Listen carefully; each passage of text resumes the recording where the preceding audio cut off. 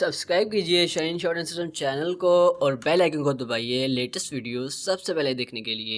Hi guys, I am Mukhtar Zoya, chief shorthand trainer and director general of Shaheen shorthand system.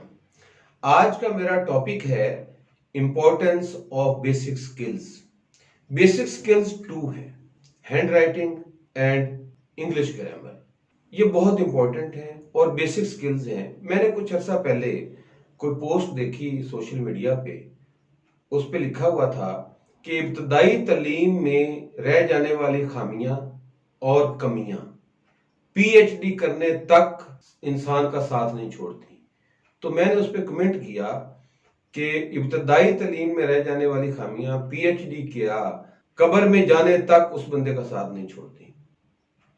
तो ये जो 5 years हैं play group से लेके क्लास 2 तक, जो बच्चा इन 5 इयर्स में हैंड राइटिंग में और ग्रामर में उसकी ग्रिप हो जाती है। अब हैंड राइटिंग पे ग्रिप क्या है? हैंड राइटिंग में बेसिकली दो चीजें हैं। नंबर 1 है रीडेबल राइटिंग, कि ऐसी राइटिंग, ऐसी खुशखती जो इजी पढ़ी जा सके। और मैं तो इसको कहता हूं कि ऐसी रीडेबल राइटिंग हो कि अनपढ़ बंदा भी उसको पढ़ सके। उसमें फूल बूटे नहीं बनाने होते, रीडेबल राइटिंग हो कि कोई भी बंदा उसको आसानी से पढ़ सके। सेकंड उसमें क्या है? Speedy writing.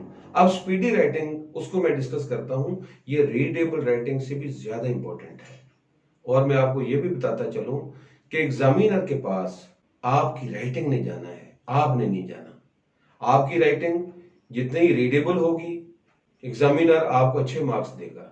और सेकंड जो है स्पीडी राइटिंग। स्पीडी राइटिंग पे मैं थोड़ा सा डिस्कस करता हूं, ये रीडेबल राइटिंग से भी ज्यादा इंपॉर्टेंट है। फर्ज करें दो लोगों को मैंने 100 वर्ड्स दिए पेज पे लिखे हुए, उनको मैंने बॉल पेन भी दे दी, एक साफ पेपर भी दे दिया, और मैंने उसको कहा कि 100 मार्क्स हैं, 100 वर्ड्स हैं, और आपके पास 10 मिनट्स का टाइम है। आप इस 100 वर्ड्स को दूसरे पेज पे कॉपी कर दें। अब जब 10 मिनट्स कंप्लीट हुए, मैं उनसे कहता हूं स्टॉप। वो दोनों मुझे कहते हैं कि सर थोड़ा सा टाइम और दे दें, हमारे चंद वर्ड्स रह गए हैं। मैं कहता हूं स्टॉप। वो स्टॉप कर देते हैं। मैं जब काउंट करता हूं तो एक ने 80 वर्ड्स लिखे हैं उस गिवन टाइम के अंदर, जो मैंने 10 मिनट टाइम दिया था, और दूसरे ने 90 वर्ड्स लिखे हैं। टोटल वर्ड्स थे 100, टोटल मार्क्स थे 100, टाइम क्या था? 10 मिनट्स। अब उन दोनों से अगर मैं पूछूं, अब दोनों की राइटिंग एक जैसी है, रीडेबल राइटिंग है, कोई स्पेलिंग मिस्टेक नहीं है, लेकिन 10 मिनट्स में 100 में से एक ने 80 वर्ड्स लिखे और एक ने 90 वर्ड्स लिखे, और मार्क्स 100 है।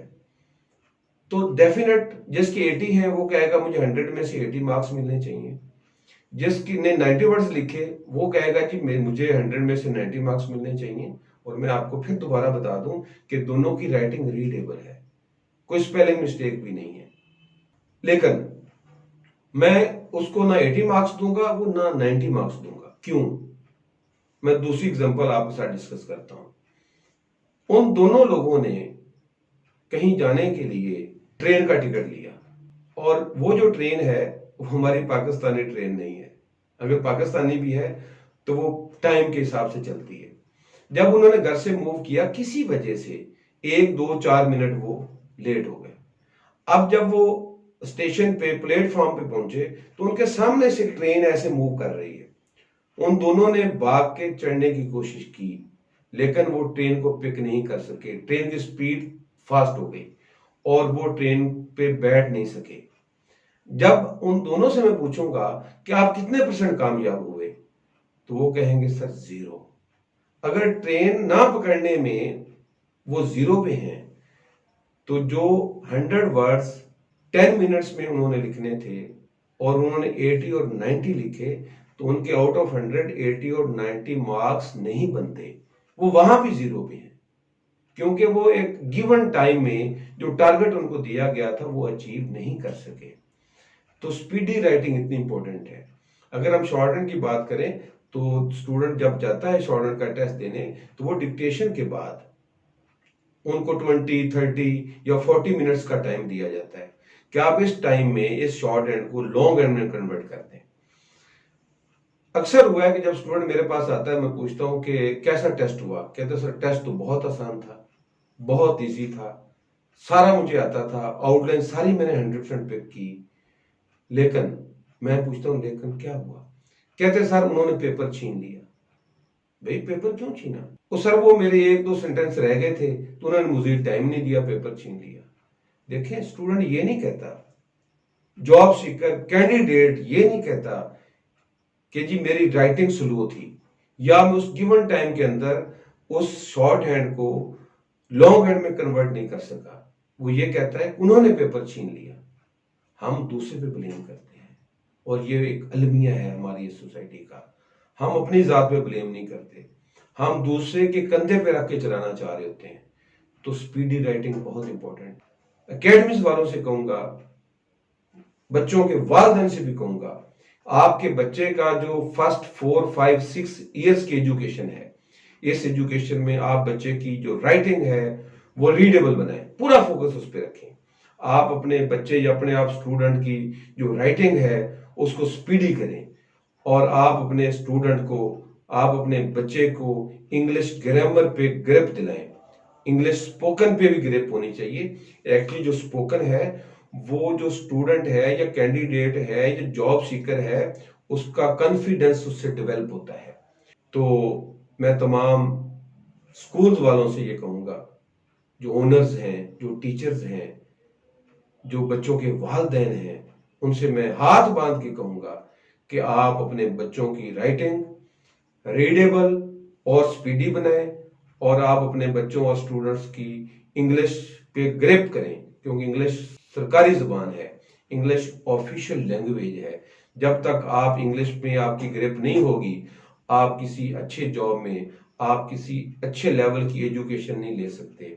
आप राइटिंग और ग्रामर ठीक कर लें, मैं गारंटी करता हूं कि रूटीन में आप किसी भी मैट्रिक में, इंटर में, ग्रेजुएशन में आप जितने मार्क्स ले रहे हैं उसका 50% मार्क्स आपके इंक्रीज हो जाएंगे सिर्फ राइटिंग और ग्रामर को ठीक करने से।